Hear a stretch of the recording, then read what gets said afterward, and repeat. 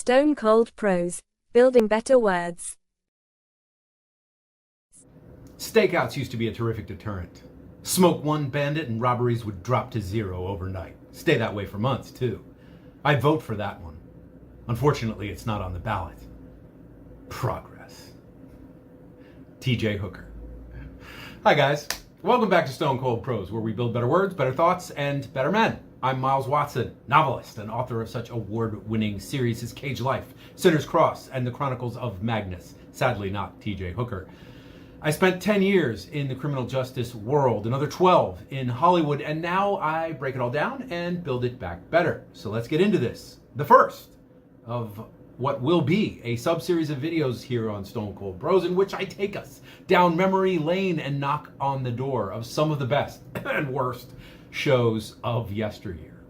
So, way back in 1982, William Shatner made his much-anticipated return to television with an Aaron Spelling-produced melodrama originally and revealingly titled The Protectors. Shatner was cast in the role of Sergeant T.J. Hooker, a hard-ass veteran cop reeling from a painful divorce, now assigned as a partner, a cocky, happy-go-lucky young trainee named Vince Romano, played by Adrian Zmed.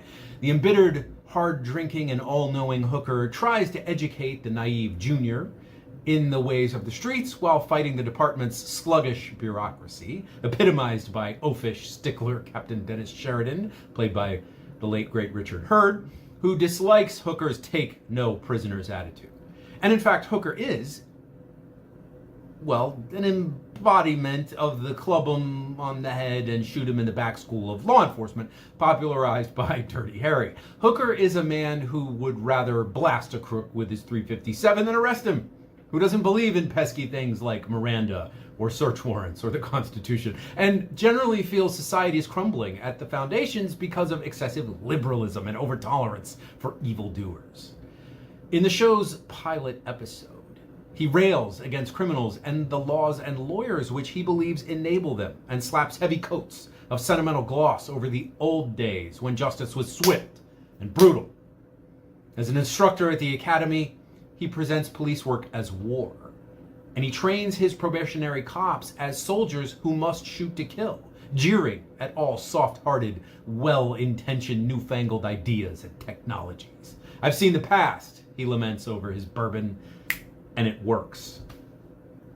The Protector's name was quickly scrapped in favor of the eponymous T.J. Hooker title, probably to flatter Shatner's ego, or because of the cold realization that most of the viewers were Star Trek fans, turning in solely because their captain was now once more available each week, albeit in a different uniform, on television.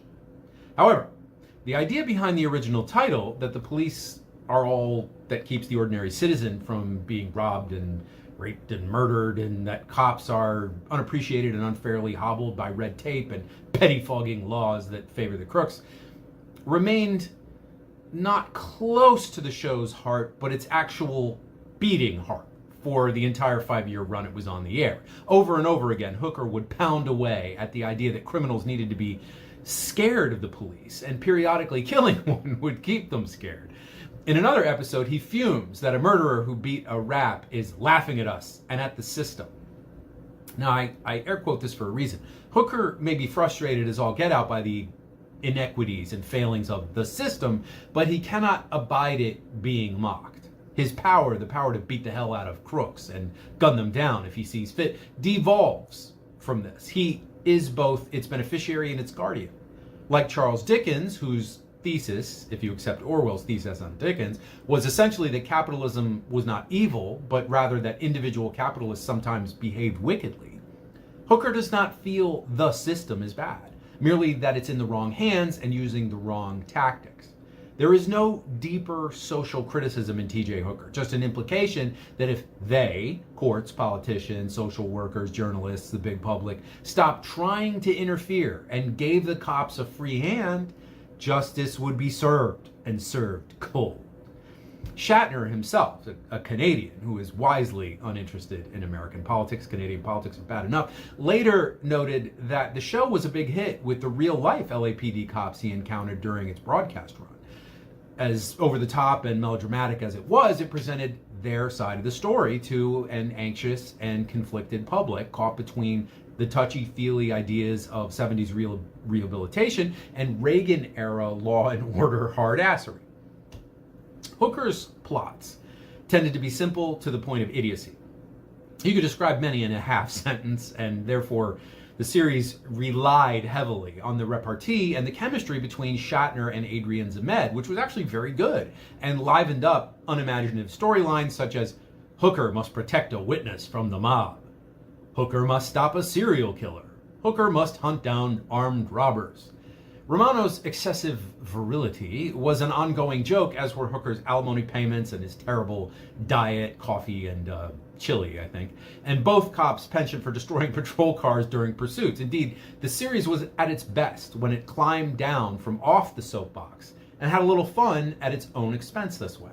Although objectively mediocre and occasionally laugh-out-loud dumb, Hooker was unusually fun and sometimes even a little charming, especially in the first 2 seasons. By the end of the second season, it had expanded its cast to include both Heather Locklear as Stacey Sheridan, another trainee cop, and James Darren as her training officer and partner, Corporal Jim Corrigan, who was kind of, no disrespect to James Darren whatsoever, but kind of Hooker light, basically. This added some depth to the roster and a surprisingly progressive male-female dynamic, but it reduced Romano to 1/4 of an ensemble rather than 1/2 of a partnership, and cooled off the show's strongest asset, the buddy-buddy relationship between the lead and the sidekick. An unrealistic series like this is always strengthened by humor. It invites the audience to laugh with rather than at the series, and removing some of the humor simply highlighted Hooker's scribbled on a napkin plots and lazy, unimaginative writing. This was exacerbated when Adrian Zmed left the show at the end of the 4th season to go host Dance Fever, bet you forgot about that one, giving Shatner no one to facetiously banter with as he prowled the streets. The producers, or maybe it was the network, compensated by making the stories darker and grittier, which probably improved Hooker's objective quality, but it killed its sense of fun, absolutely stone dead. Hooker was an extremely formulaic show, and one quite at odds with its own concept. The whole raison d'etre of the character was that he'd willingly given up his detective's badge, his gold shield, to return to street policing. Yet, in almost every episode, he acts as a detective, either because the actual detectives are spread too thin right now, or because the case was personal to Hooker. In one scene, which was later lampooned by The Simpsons, Captain Sheridan tells Hooker he's off the case. Hooker barks, "Wrong! I'm on the case," and storms off, leaving the captain to scowl impotently into the middle distance, as usual. Even as a kid, this kind of insubordination insulted my intelligence. But you can't apply logic to a show like T.J. Hooker, in which gunshot wounds can be shrugged off with gritted teeth and willpower, and getting thrown off a car going 45 miles an hour doesn't hurt, and nobody ever seems to have to do any paperwork even after they gun down numerous criminals. Hell, I have never in my entire life seen a series in which more cars explode. Literally anything will make a car explode on T.J. Hooker.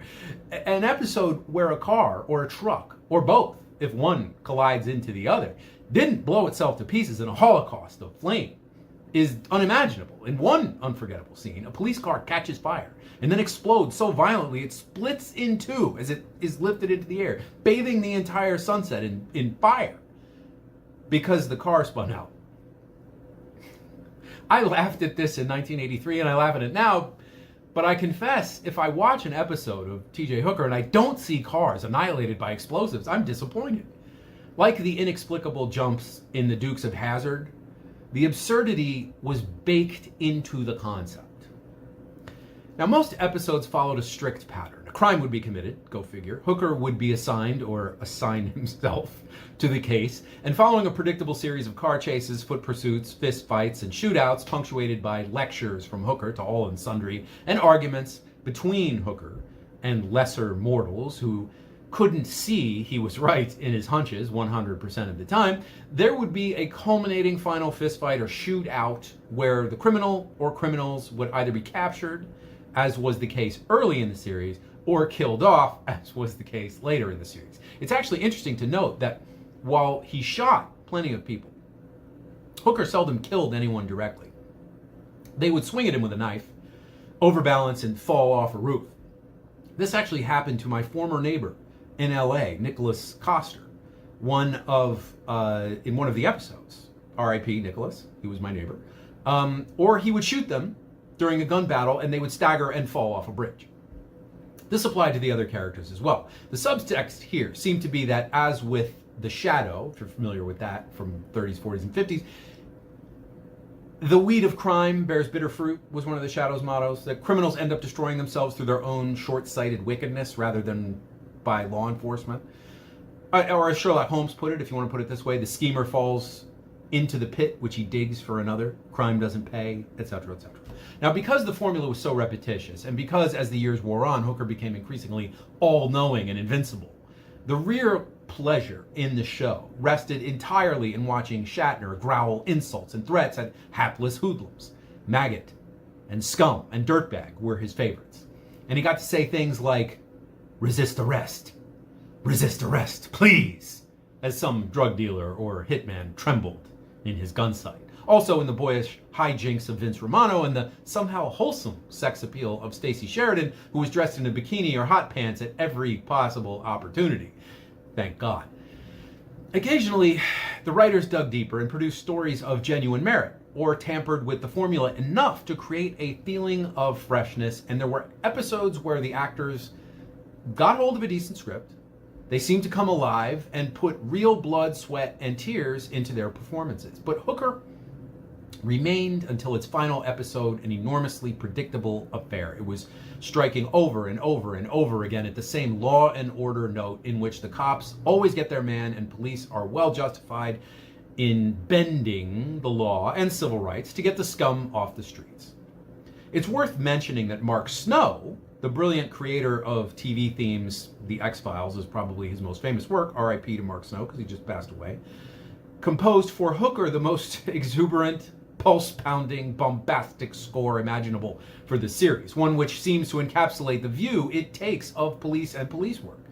I must say that even while it was on the air, Hooker was regarded as fully disposable entertainment, a sort of shake-and-bake mix of scenery chewing and explosions. And to its credit, it seldom pretended to have larger ambitions. Jack Klugman once famously explained his crusade to turn the show Quincy M.E. into a social justice campaign with the remark, "It can't all just be screaming, screeching tires." Well, by 1987, audiences had finally grown bored or tired of screeching tires on T.J. Hooker, and it disappeared into what Shatner referred to as syndication and oblivion. When I saw Shatner do his one-man show in Los Angeles some time ago, he devoted no words and only a single slide of an old publicity photo to the 5 years of his life he spent portraying the role. Hooker is not exactly going to do the same numbers on the convention circuit as Star Trek did. Go figure. If the name is uttered today, it's generally, let's be honest, kind of a punchline. So why bother opening the store, you ask? Why are we here talking about this? Why not simply pass on by and discuss a better TV show like Magnum P.I. or Buffy the Vampire Slayer or The Sopranos or Kolchak the Night Stalker or something? The fact is that despite its shallowness and its predictability, Hooker is culturally quite significant. It presents us not merely with a whole slideshow of 80s era thought on the subject of crime and policing, but with insight as to how we as Americans tend to look at the world. One does not need to be an expert on criminology to know there was a huge upgrade in crime in the late 1960s, which had by no means exhausted itself by the early 1980s, when Sergeant Hooker first drove through the streets of my own hometown, Burbank, California, on his quest to spit justice out of his Magnum barrel. A lot of this was simply baby boom demographics at work. The massive boomer generation hadn't yet aged past the point where its meanest members were too fucking old, too gray in the muzzle to rape, murder, rob banks, or burn down buildings. The surge in street crime, however, scared the shit out of millions of ordinary people who by the end of the 1970s often felt that law and order had simply collapsed or was collapsing, and that it was the crooks and not the citizens who owned the streets of America's big cities and small towns. Now, this surge pushed its own wave of vigilante and cop vigilante movies into theaters where audiences could experience some make-believe wish fulfillment vicariously as Bronson or Eastwood mowed down criminals without compunction or remorse and made the world safe again. Hooker's conception and its success were reflective of the desire of Americans to, that's great, had to see crooks get bashed in the teeth. But it was also emblematic of a desire, perhaps even a need, to live, if only for an hour each week, in a simpler world. Not black and white like a patrol car, but black and blue like I just kicked your ass with this nightstick, Maggot. The simplicity of the view Hooker takes on crime in society is incredibly seductive. As you know, I worked in criminal justice and in law enforcement too, and if you don't think if I dreamed of smashing a smug little street hood in the face so hard his teeth flew out of his asshole, then you're sadly but sorely mistaken. But actions of this type only provide momentary satisfaction. They don't solve anything, regardless of the fact that they're also very dangerous. And the deeper roots of social problems and crime hardly exist in Hooker's universe, just as they don't exist in the world of The Shadow or any Death Wish or Dirty Harry film. The drug dealer is inevitably called a drug pusher because this view of life demands that your children smoke dope or shoot heroin because they were basically forced to do it, pushed, not because they wanted to. The embezzler in the suit steals because he's greedy, not because he's desperate. The woman beaten by her alcoholic slob husband is purely an innocent victim and never codependent and an enabler. Crime and evil are almost indistinguishable from one another in this morality model, just as the motivation to commit crime is always wickedness, laziness, amorality, lack of discipline, lust, greed, etc., and so on. And there is never any other driving force except wrath, and even that is condemned. Remember that governmental sanction is necessary before you can mow down criminals like so many rusty cans getting plinked off a fence. Then it's just peachy. The idea that laws can be unjust and that other factors than an evil disposition can motivate illegal acts scarcely enters into the mindset of Sergeant Thomas Jefferson Hooker or Rick Husky, the writer who created him. Individuals in office can be bad, but the office itself is never bad. The deeper and the more sinister factors that drive a great deal of the problems any society faces go entirely unmentioned, either because they're too complex, have no recognizable solution, or would point the finger in the wrong direction. Hooker often nosed out corrupt cops or dirty city politicians, but there is never any suggestion that the system itself is corrupt, racist, or classist. It is merely presented as having been hijacked by sniveling liberals, paper-pushing bureaucrats, and amoral ambulance-chasing scum lawyers. If only we took a fat black marker to some of those pesky amendments in the Bill of Rights and Supreme Court decisions, Los Angeles would look like frickin' Mayberry. Mind you, I no longer occupy the inevitable collegiate position that crime is entirely a function of poverty, racism, and inequality, and that all the rest of that nonsense they turn into everybody's head at university in this country and other countries. Life in the criminal justice world beat that out of me very quickly. There are indeed many crooks who would be crooks even if they were born into extreme wealth, and infinities of poor people who never turn to crime no matter how desperate they become. My point here is merely that a simple view of the world carries with it great comfort. Shades of gray go cheerfully unacknowledged on a show like this. Life is now heroes and villains, good and evil, right and wrong, us and them. It's why the World War II narrative is so sacred to Americans. It appeals to our sense of simplicity. After World War II, things got very blurry indeed, and Americans cannot cope with blurriness. They want everything as clear and sharp as a John Wayne movie. And in essence, that is what 5 years of T.J. Hooker actually amounted to. It was 5 years of walking archetype. A walking archetype of traditional American values and attitudes. Watching him punch one-dimensional bad guys through plate glass windows or just blow them away. My father used to say that American politics are pendular. They swing from one extreme to the other, touching on the middle along the way, but never resting there. The 70s saw a whole slew of what Sergeant Hooker would describe as bleeding heart criminal justice reforms, which failed to curb the rising tide of crime. Perhaps unfairly, these measures were blamed for a condition which was neither created by them nor in the final analysis curable through them. Nevertheless, there was a perception that the system was coddling criminals and that harsher measures were required. The success of T.J. Hooker was in part a reflection of this fact, for he embodied harsh medicine. You would not, in today's virulently anti-police political climate, be able to make a show even remotely similar to T.J. Hooker. But unless I miss my guess, the nationwide shortage of cops that has obtained since defund the police and the rest of that took off a few years ago will soon bring about another swing of the pendulum, and the climate will change once more. And before long, the streets of Burbank and elsewhere might once again reverberate with the sound of screeching tires. Guys, if you enjoyed today's video, please remember to like, subscribe, comment, hit the notification bell, and remember to check out my books. The link is in the description. If I remember to leave it there, I never do. It's an ongoing joke on this show. I always forget. I drop scripted comment every Friday at 3 p.m., shorts almost every day, and unscripted rambles whenever righteous rage moves me to do so. I'll see you next time, and until then, stay cold. To criminals, that is.